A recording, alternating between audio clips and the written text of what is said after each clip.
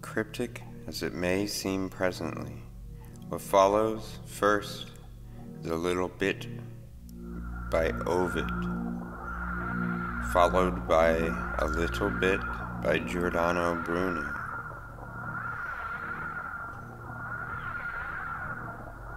I find it shines light upon the Ora Linda, which readings from the Ora Linda follow both the first and the second. And while I'm working on putting back together a history, I thought I would let you get used to some of this imagery. A homatopsis.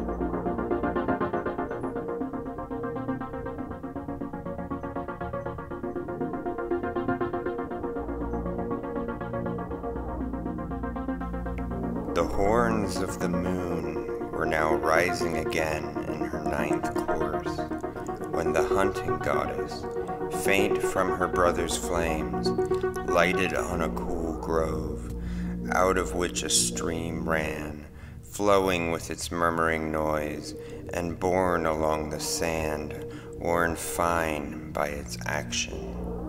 When she had approved of the spot, she touched the surface of the water with her foot, and commending it as well, she says, "All overlookers are far off. Let us bathe our bodies with the stream poured over them."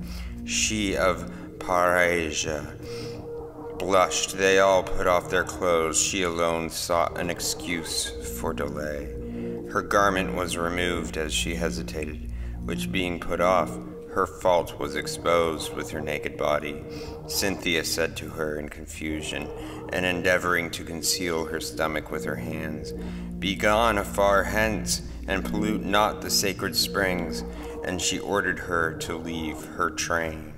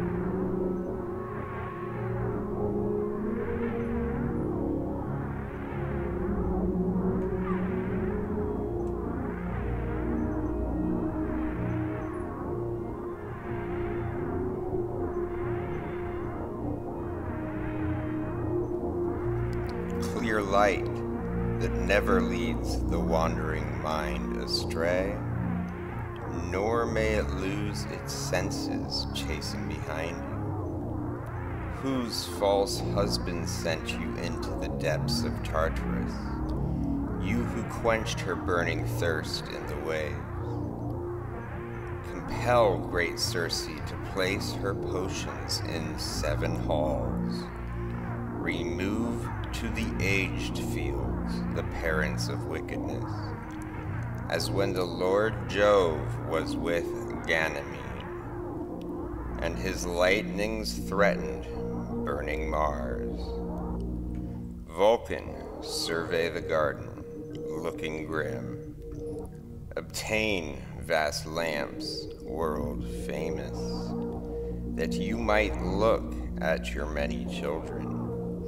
Venus, in whom all things living and breathing triumph. Into this bower, lady, I conjure, a secret place given you by God's messengers. Women's women, trusting in the dance of the sea, set apart by hedges from the world of men. Delia, make open these gates.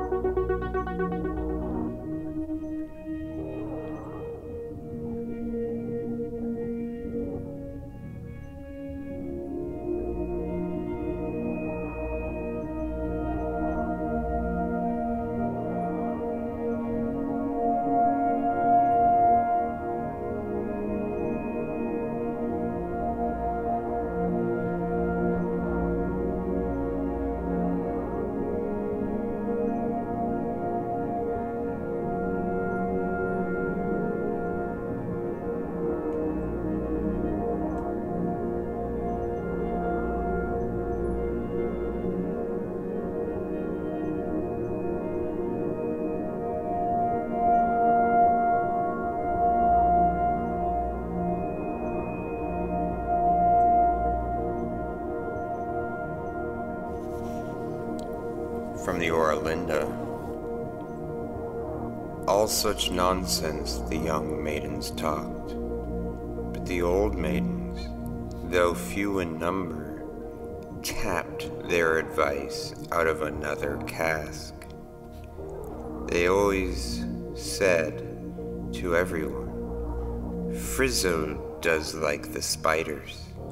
At night he spreads his webs in all directions, and in the day he catches in them all his unsuspecting friends. Frizzo says he cannot suffer any priests or foreign princes, but we say that he cannot suffer anybody but himself. Therefore he will not allow the citadel of Stavia to be rebuilt. Therefore he will not have the mother again. Today Frizzo is your counselor. Tomorrow he will be your king, and in order to have full power over you. Among the people there now existed 2 parties. The old and the poor wished to have the mother again, but the young and the warlike wished for a father and a king. The first called themselves mother's sons, the others father's sons, but the mother's sons did not count for much. Because there were many ships to build, there was a good time for all kinds of workmen. Moreover, the sea rovers brought all sorts of treasures, with which the maidens were pleased, the girls were pleased, and their relations and friends.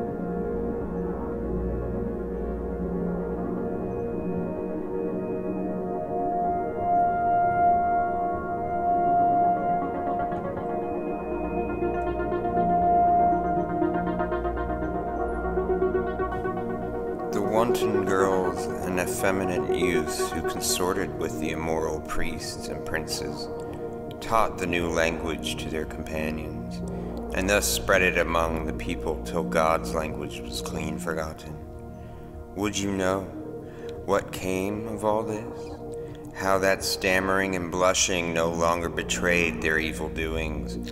Virtue passed away, wisdom and liberty followed, unity was lost, and quarreling took its place. Love flew away, and unchastity and envy met round their tables. And where previously justice reigned, now it is the sword. All are slaves, the subjects of their masters, envy, bad passions, and covetousness. If they had only invented one language, things might possibly have still gone on well. But they invented as many languages as there are states, so that one people can no more understand another people than a cow a dog, or a wolf a sheep. The mariners can bear witness to this. From all this it results that all the slave people look upon each other as strangers, and that as a punishment of their inconsiderateness and presumption, they must quarrel and fight till they are all destroyed. If they learn God's language, then the words to be free and to have justice will come to them, and glimmer and glitter in their brains to a perfect light, and that flame will destroy all bad princes and hypocritical dirty priests.